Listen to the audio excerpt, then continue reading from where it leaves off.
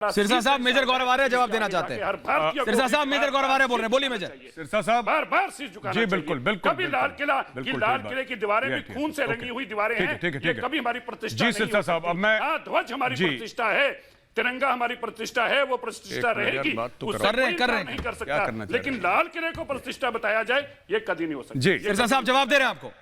जी सिरसा साहब, ऐसा है कि आपने बोला कि लाल किला कब से बन गया प्रतिष्ठा, तब से बन गया जब से वहां पे तिरंगा लगाया था, और जब से वहां पे प्रधानमंत्री बैठ के आजादी के दिन 15 अगस्त जब पूरे देश से मुखातिब होते हैं, पूरे देश को एड्रेस करते हैं, वहां पे तिरंगा लगा है। सर लाल किले की जो इज्जत है, उस दिन जो लोगों ने माइंड करा, जो लोगों को बुरा लगा, लोगों को यह बुरा नहीं लगा कि एक स्ट्रक्चर के अंदर कोई घुस गया। मेरी तरफ से वो स्ट्रक्चर कल रहे ना रहे, लाल किला मुझे 2 रुपए का फर्क नहीं पड़ता। जो तिरंगे का अपमान हुआ है सर, उससे फर्क पड़ा है। लाल किला हमारे लिए इसलिए जरूरी है क्योंकि वहां पे ट्रेडिशनली जो देश के प्रधानमंत्री हैं, आजादी के दिन वहां से पूरे देश को संबोधित करते हैं, वहां पे तिरंगा लगता है, इसलिए लाल किला हमारे लिए मान्य है। वरना बिल्डिंग मात्र होने से कुछ फर्क नहीं पड़ता वहां पे। एटलीस्ट मुझे as a citizen of this country I don't care about Lal Qila और एनी अदर किला for that matter, but sir वहां पे तिरंगा लगता है और वहां से देश के प्रधानमंत्री कोई भी हो, जवाहरलाल नेहरू से लेकर नरेंद्र मोदी तक, हर एक प्रधानमंत्री ने लाल किले पे खड़े होकर पूरे देश को संबोधित करा है 15 अगस्त। ये हमारी रीत चली आई है, इसीलिए हम लोग इज्जत करते हैं लाल किले की, उस किले की, उस स्ट्रक्चर की नहीं सर, वो जिस भावनाओं का प्रतीक है उसकी। सिरसा साहब, शाहजिया जी आ रहा हूं, सिरसा साहब मेजर जनरल आ रहा हूं। गौरव जी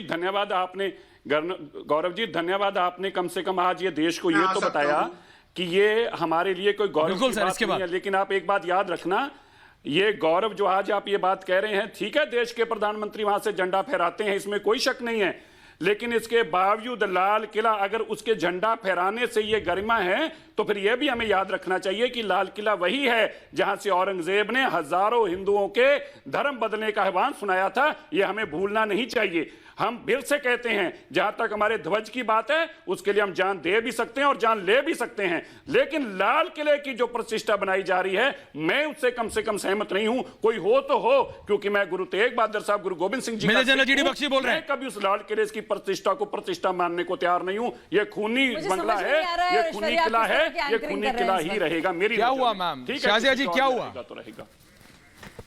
शाहजिया जी क्या हुआ? मैं ये कह रही हूँ कि कोई आकर पूरे आपके मुझे बता आ रहा हूँ मैं। आज विषय है, बहुत जरूरी विषय है। नहीं मुझे बोलने दीजिए। बोलिए शाहजिया, बोलिए। सबने बोल लिया, मुझे बोलने का मौका दीजिए। बोलिए। थोड़ा तमीज दिखाइए आप लोग। सबको हौका है बोलने का यहाँ पे। मैं ये एक साधारण सी चीज कहना चाह रही हूँ कि जो विषय है आज का, वो दिशा रवि को लेकर है। ये दिशाहीन जी, जो दिशाहीन की जो रवि जी हैं, मैं उनसे पूछना चाहती हूँ, उनके बारे में बात करना चाहती हूँ। यहाँ पे कुछ लोग हैं जानबूझ के उनको एकदम से लाल किले का इतिहास डिस्कस करना है। मुझे लगता है सारा जानबूझ के किया जा रहा है, क्योंकि लोग चाह रहे हैं पटरी पे ये डिबेट ना चले। मुझे कोई डाउट नहीं है, मुझे पता है। लाऊंगी और मैं कहूंगी कि जो मुकदमा चलाया जा रहा है, जो हिरासत में लिया गया है दिशा को, वो इसलिए नहीं लिया गया है कि वो पर्यावरण के लिए काम कर रही थी, वो इसलिए नहीं लिया गया है कि वो 21 साल की हैं, वो इसलिए नहीं लिया गया है कि वो वीगन है या ये दूध और दही नहीं खाती, वो इसलिए नहीं लिया है कि वो उनको जानवर बड़े प्रिय हैं। उनको इसलिए हिरासत में लिया गया है क्योंकि वो देश में साजिश करने की पूरी कोशिशें कर रही थी और टूल किट जो था जी, तो इसलिए मैं सिरसा जी जो जानबूझ के कर रहे थे ना कि टॉपिक को हटा रहे थे, मैं उनको बोल, देखिए क्या है शाहजिया जी, कई बार देखिए सिरसा जी बड़े नेता हैं, वरिष्ठ नेता हैं श्रोमणी अकाली दल के। आप दोनों ज्यादातर आप दोनों का पॉलिटिकल लाइफ एक साथ बीता है। बीजेपी श्रोमणी Akali Dal longest serving allies रहे शिवसेना के साथ, अभी अलग हो गए। लेकिन बात यह है, क्या कहना है सिरसा जी, लेकिन सिरसा साहब, सिरसा जी को बख्शी जी आ रहा हूं, मेजर जनरल आ रहा हूं, पर क्या कहना है? भारत उस पर नहीं बोलेंगे। सिरसा साहब बहुत स्मार्ट हैं, सिरसा साहब को आप गलत समझ रहे हैं। शाहजिया इल्मी, फिर आप इतने सालों में मनजिंदर सिंह सिरसा को समझी नहीं।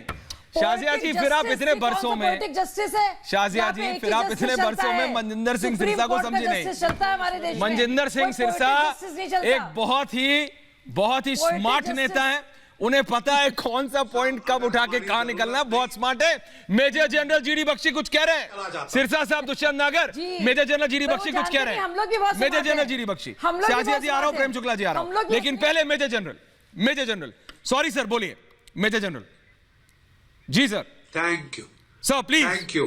देखिए, जो चाहे डिबेट से हटके हो ये बात, लेकिन जो सिरसा साहब ने बात उठाई है मैं उसे बहुत गंभीर समझता हूं, और मेरा भी बहुत ताल्लुक है सिख धर्म के साथ। मेरे पुरखों में हम भाई माटीदास, बाबा परागा और बंदा बैरागी को गिनते हैं। सिरसा साहब, मैं आपको बोलना चाहता हूं कि जब आतंक हुआ उस लाल किले से 100 वर्षों में जो गुरु गोविंद सिंह जी ने खालसा पंथ खड़ा किया था, और हमारे सिख भाई महाराष्ट्र से जो थे हमारे शिवाजी छत्रपति महाराज, और आसाम से हमारे जो जनरल बुरपुखान, लचित बुरपुखान, उन्होंने उस औरंगजेब के मुगल साम्राज्य को लाल किले से उखाड़ के फेंका था। महाराजा रणजीत सिंह की फौजों ने जाके अफगानिस्तान पे हमला किया था। जिस लाल किले पे कभी औरंगजेब दहाड़ता था, आज वो भारतवर्ष का है, आपका और मेरा है। उसी लाल किले के लिए नेताजी सुभाष चंद्र फौज ने, जिनकी आजाद हिंद फौज में आधे से ज्यादा सिख थे, उन्होंने वहां पे ऐलान फरमाया था कि इस तिरंगे पे, इस लाल किले पे तिरंगा फहराएंगे। मैं सिरसा साहब आपसे आज एक विनती करना चाहता हूं। गुरु ग्रंथ साहिब जी में जो लिखा है, आरे नाल चिराए गए, ततियां दे गए जलाए गए, जिंदा चिनाए गए, वो करने वाले कौन थे सिरसा साहब? वो करने वाले आज पाकिस्तान में हैं। वो करने वाले उनके औलाद ISI के आज जो डायरेक्टर हैं। कैसे हम उन लोगों को अपना मान सकते हैं? देखिए, फार्मर प्रोटेस्ट एक अलग चीज है। फार्मर्स हमारे भाई हैं, जवान और किसान हमारे भाई हैं, लेकिन खालिस्तानी टेररिस्ट जो हिंदुस्तान को तोड़ना चाहते हैं, जिन्होंने 80 से लेके 90 की दशक में पंजाब का इतना नुकसान किया, हम उनका समर्थन कैसे कर सकते हैं? जब वो जो है बंदूक चलाएं किसानों के कंधे से, उनकी आड़ लेकर वो अपना जो है यहाँ पे आतंक फैलाने की कोशिश करें, बिल्कुल हुड़दंग मचाने की कोशिश करें, किसानों के कंधे पर कोई बंदूक नहीं